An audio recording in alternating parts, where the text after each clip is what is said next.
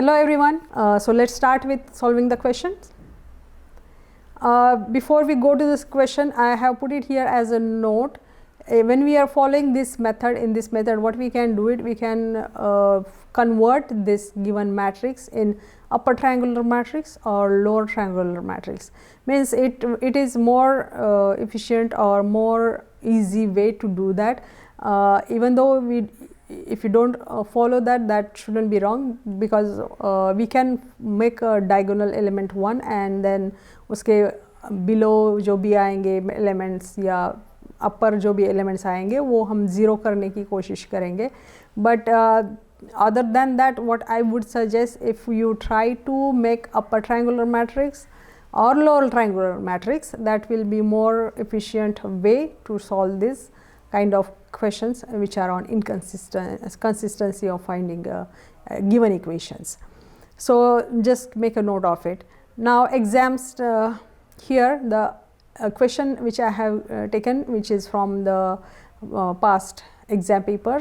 So the question is, examine the consistency of the following system of equations and solve them solve if they are consistent.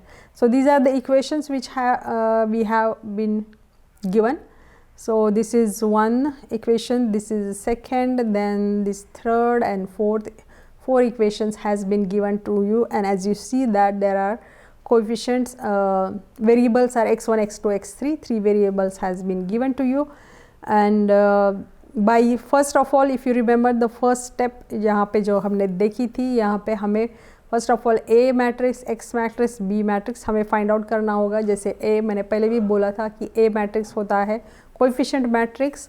मतलब जैसे कि ये first equation दिया हुआ है, इसमें x1 का कोएफिशिएंट है 1, x2 का कोएफिशिएंट है 2, x3 का कोएफिशिएंट है -1. तो ये हमारा कोएफिशिएंट मैट्रिक्स की फर्स्ट रो बन गई. Similarly if you will take the second equation into consideration, x1 का कोएफिशिएंट है 3, x2 का कोएफिशिएंट है -1, x3 का कोएफिशिएंट है 2. सो that became our second row of matrix A. Similarly, we can consider equation 3 and consider equation 4, and that will become our third and fourth row. So that we have to do to get the coefficient matrix. We call it as a coefficient matrix. Similarly, we have to find the matrix X. X जैसे कि मैंने बोला था, X क्या होता है कि variable matrix हम बोलते हैं उसको. If you see all these equations having variables x1, x2, x3, ये 3 वेरिएबल्स हमें आ चुके हैं. So that will be our variable matrix. X का मतलब वेरिएबल मैट्रिक्स हो जाता है. And the other thing is we need the B matrix. B matrix is nothing but by using the RHS of the given system equation we will be getting. So यहाँ पे first equation अगर आप देखते हैं तो 3 है हमारी RHS में. तो and then 1 is there, and then the 2 is there, and then this -1 is there. So this is become my B. So this is the first thing is you have to find A, X and B, and then that here the same thing I have done it over here. So ये मेरा and then we can use the equation Ax is equal to B. So this is our A which I found here. Same thing, X जो है coefficient matrix और B जो है वो RHS को use करके मैंने फाइंड आउट किया है. I just put it in this plugged in these values in the equation Ax is equal to B. So now next step is augmented matrix हमें consider करना है, जिसको हम कॉल करेंगे C. How we write augmented matrix is C is equal to A colon B. जो भी हमारी A और A B की वैल्यू तो हमें पता चल चुकी है. We just have to put it over here. A matrix जो हमने यहाँ पे निकाला है, same thing we will go here, and the B matrix which is here that will go over here, and between जो आएगा वो होगा हमारा colon sign. So this is nothing but augmented matrix which we call it as a C. So उसके आगे हमें जो करना है वो काफ़ी easy, हमें row transformations लगाने हैं. So we will be applying row transformations here. जैसे कि मैंने बोला था कि या तो हमें इस गिवन जो मैट्रिक्स है A, जो हमने कोएफिशिएंट मैट्रिक्स निकाला है, उसको हमें कन्वर्ट करना होगा ईदर अपर ट्रायंगुलर मैट्रिक्स और द लोअर ट्रायंगुलर मैट्रिक्स. आपकी मर्ज़ी है जिस तरह से आप उसको कन्वर्ट करना चाहते हैं. Now I have chosen these operations, transformations. जैसे कि हमारा मतलब फर्स्ट हम स्टार्ट करते हैं कि डायगोनल मैट्रिक्स को यहाँ पे 1 लाएंगे, then we will try to get 0, जिसके नीचे जो भी एलिमेंट्स आएंगे उसको हम 0 करने की कोशिश करेंगे. To do that I have used R2 minus 3R1, R3 minus 2R2, sorry 2R1 and R4 minus R1. So by after using those transformation I have got this one. Again I am trying to make it जैसे कि मैंने यहाँ पे 3 0 already मुझे आ चुके हैं, तो if I will try to get here means 0 then that will my job will be quite easy. मतलब आप lower triangular matrix बन जाएगा आराम से, and then it will be easy for me to find the rank of the matrix. So that first then that's my whole intention is how I can get the 0 over here. So I will be using the transformation for R3. So यहाँ पे मैंने लगाया R3 minus 6/7 R2 ताकि मुझे already यहाँ पे -6 है, that's the reason. So I got by using that I got 0. बाकी सारी R3 पे operation I have used the transformation. R1 R2 जैसे है वैसा ही रहेगा. Now only R3 got affected over here. R4 में now I got 0 over here. Now I want to change this 3, instead of 3 I want 0, so I have used transformation on row 4. So R4 minus 3/7 R2 मैंने लगाया यहाँ पे. So this 4th row, final row, it got changed. Now if I want I can one more here. If you see here, this is the one element which is not 0, so I will try to make it 0. Once that I will get it, then I will be able to get the lower triangular matrix. Or if you see here, so that's the reason I am applying this transformation on R3 and R4. So by using that, after using this transformation, I could change this row entirely. Last row मेरा पूरा 0 आ चुका है. So now if you will see here, rank of matrix मतलब number of non-zero rows in the matrix. So जैसे कि हमें यहाँ पे कॉलन होना चाहिए क्योंकि यहाँ तक हमारा A matrix है और ये हमारा B matrix है. So rank of matrix, if I will see rank of matrix मतलब ये यहाँ तक मेरा A matrix है. रो रैंक हमें निकालनी है. रो रैंक कैसे पता चलेगी? Number of non zero rows कितने हैं प्रेजेंट, उस that will give me row rank. तो ए में जहाँ पर 3 आपको दिखाई दे रहा होगा कि 3 रोज़ है जो नॉन ज़ीरो है. So that's why the row rank became 3 over here. And if I consider this whole matrix जो कि augmented matrix है C, अगर उसमें हम देखती हूँ कितने नंबर ऑफ़ रोज़ है जो नॉन ज़ीरो है, तो वो भी मुझे मिल जाएंगे 3 है. मतलब in short what I am saying is row rank of A and row rank of C which is nothing but augmented matrix, both are matching to each other. और हमने देखा था कि जब भी रो रैंक इनकी मैच होती है, then we can say that this given equations, system equations are consistent. So that's the reason we can say since the rank both the matrix is matching, so that's the reason we can say that they are consistent. And definitely they are, and rank दोनों की rank same ही है.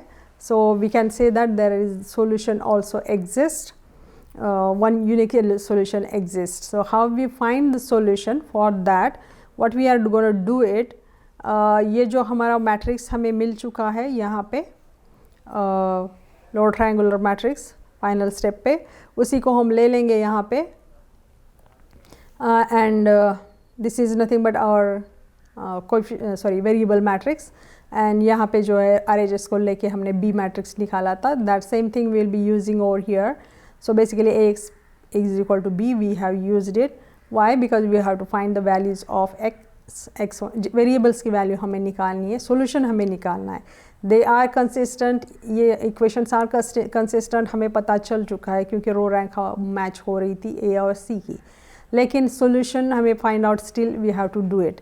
सो to do that we are doing it, ax is equal to b, और यहाँ पे हम we will try to make equations by using this matrix. So how we will make equation, first row और ये we will be multiplying. So यहाँ पे x1 ये मैंने यहाँ पे ले लिया, then 2x2 plus 2x2 and this minus x3 which will be equal to first row of the right hand side, which is equal to 3.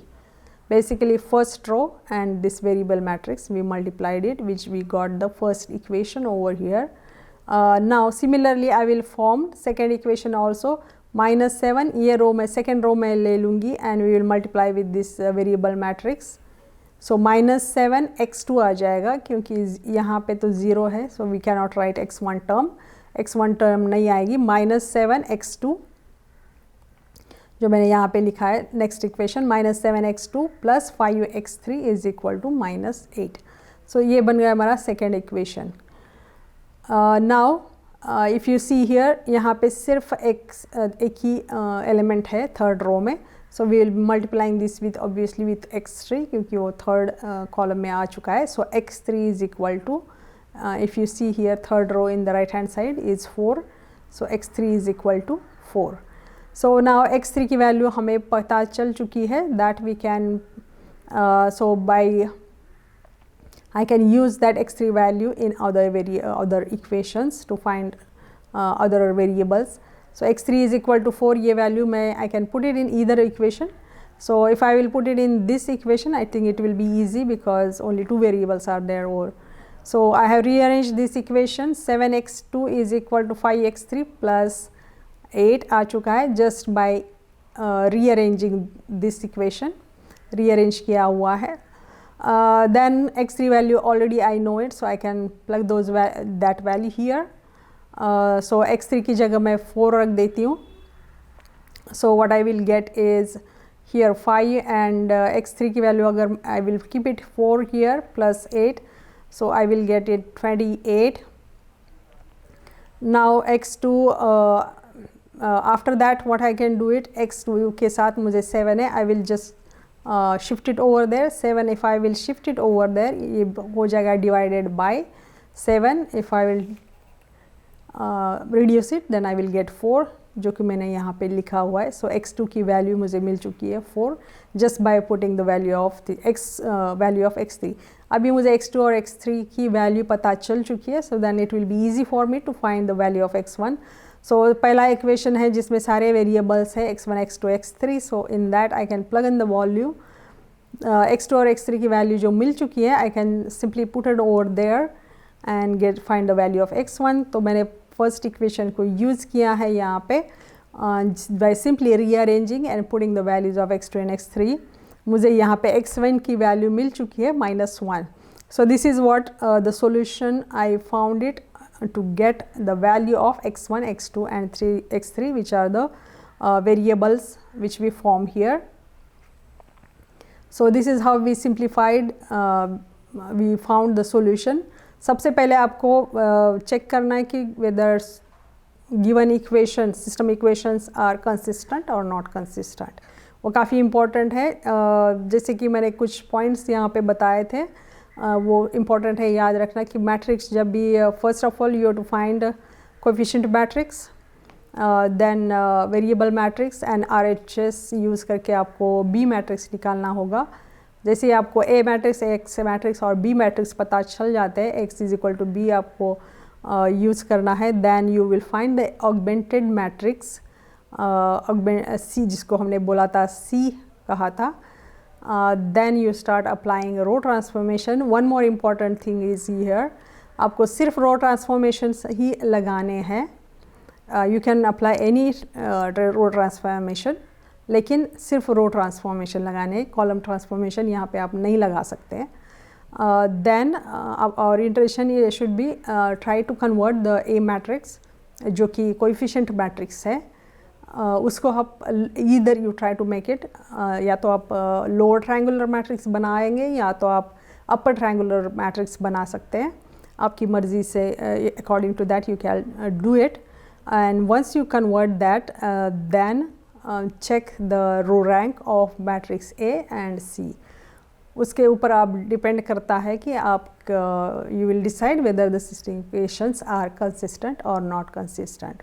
अगर consistent है तो आपको solution find out करना होगा by using Ax is equal to B, जैसे कि हमने अभी किया था. We found the solution, or we found the values of x1, x2, x3. So same way variables can be given anything, not necessarily x1 will be given. It can be any variables, but it does not matter what it is, you can find the values of it. So it is quite easy thing. Only thing is you have to use here augmented matrix A colon B. Other than that, applying row transformation is not a new thing, that is the same concept, we are using it here. सिर्फ row transformation लगाने वो बात आपको याद रहे. Or how we can decide whether consistent or not consistent, that is the only two important points, and new points are there. So once you will solve few questions, you will able to solve, definitely able to solve the question in exam also. Thank you.